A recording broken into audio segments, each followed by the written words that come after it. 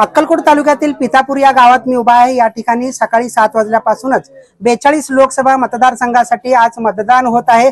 विशेष म्हणजे अक्कलकोट तालुक्यातील हे गाव कल्याण शेट्टी जे आमदार आहेत अक्कलकोट तालुक्याचे, त्यांच्या होमटाउन जे आहे हन्नूर त्यापासूनच हाकेच्या अंतरावर असलेला आहे। या ठिकाणचे लोकांची मते जे आहेत ते प्रत्येक वेळी निर्णायक ठरत असतात।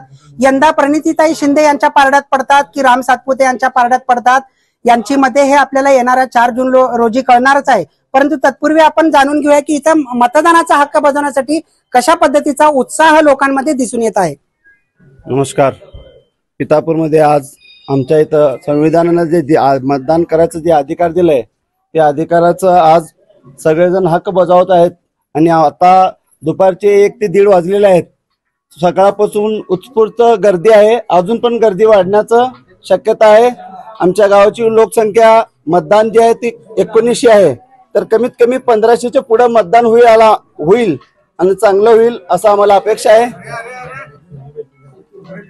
नक्कीच उन्हाची तीव्रता गेल्या 4 दिवसांपासून सोलापूर शहरात आपण पाहतोय की 44 अंश सेल्सिअस पेक्षा जास्त आहे।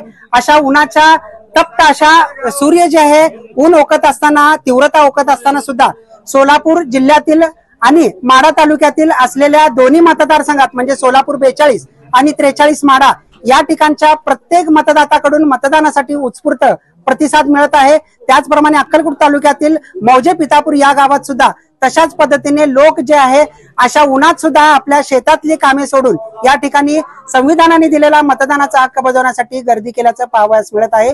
इम्रान सगरी, लोकप्रधान न्यूज, सोलापूर।